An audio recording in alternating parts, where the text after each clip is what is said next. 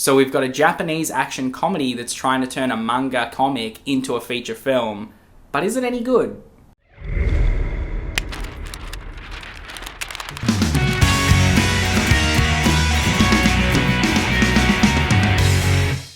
So The Violent Action is a brand new Japanese action comedy. It got released, I think, in the last week or so. It's one of those ones that doesn't really come up in the recently added section on Netflix. Even though it has been recently added, you really have to scroll through to try and find this one. It hasn't been pushed at all. You can't find it on Netflix's media center. It's not anywhere there. But when you go into recently added, boom, it happens to be there on like the 5th or 6th slide of movies. Anyway, so I decided to check this one out. The Violent Action follows a young college student named Kei Kikuno, I don't know how you say her name, but it's spelled K-E-I, and she is a college student, but she also happens to be a master assassin. Now, Kei works with a group of friends out of a little ramen shop in Japan, where it's just like your really unassuming, typical sort of ramen shop. It's a restaurant, and one of the guys in her team is like a older fella who has a bulletproof Elvis-style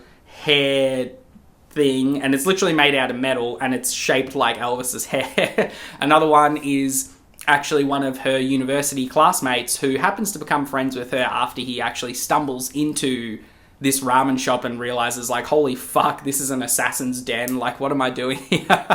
And they decide to keep him around. Now, the story picks up when Kei and her team get given another assignment, and it happens to be about catching and killing this guy that Kei actually knows, and he's stolen something like 100 million yen or whatever from the Yakuza.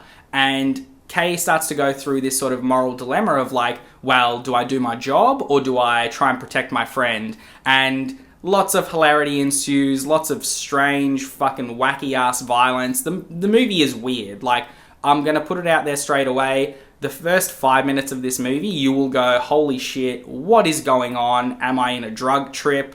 What the fuck?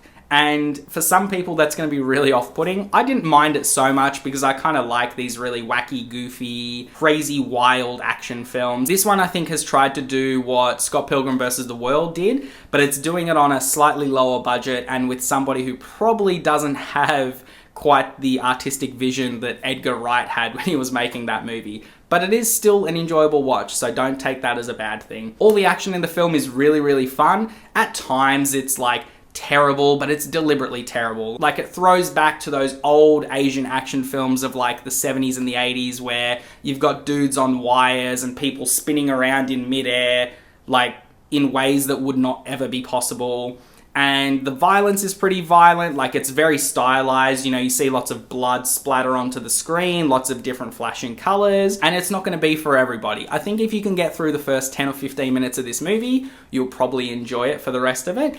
If you don't get through that 10 or 15 minutes, don't feel bad. Just turn it off and go watch something else. This movie, you will know pretty quickly if you're going to enjoy this film or not, because it doesn't really stray too far from what happens in the first 10-15 minutes. Like, you do get set up to characters, you do get some twists and turns, but the overall feel of the film stays the same, and it stays fun throughout, and that's really what you want out of a movie like this. It doesn't take itself too seriously, it knows that it's just trying to be silly and weird and wild, and that's what it does. The story could have been tightened up a little bit. I think some of the directing was a little bit shit. There were times where the camera definitely swapped from like really high quality to really low quality. And I think with a little bit higher of a budget, with a slightly better camera and maybe someone who is a little bit better at directing, this movie could have been improved slightly.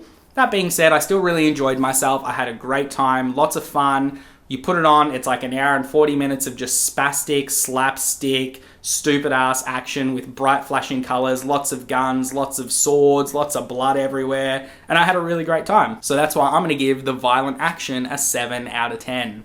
So tell me guys, has anyone seen The Violent Action yet? If you have, comment down below, let me know what you thought about it.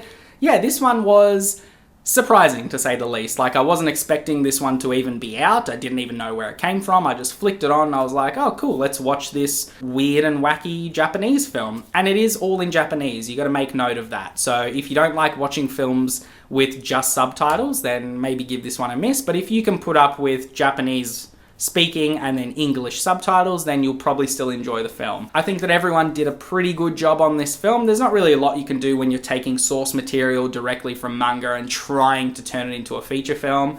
I think they wanted to really stay true to the manga, and I think that they did that. Not that I've read any of the manga, but it definitely feels comic booky, as if you've ripped a comic book up and stuck it onto a screen. That's what it feels like. So yeah, guys, if you want to watch a weird Japanese action movie that's a bit funny and really stylized, then go for it. Check this one out. If it doesn't sound like you're going to enjoy that, then don't watch this one. But I recommend you give it a go just to see how you feel. So that was the review, guys. Hope you really enjoyed it. As always, click through to another video. We'll keep having some fun. Don't forget to like, comment, and subscribe. And I'll see you on the next one. Bye.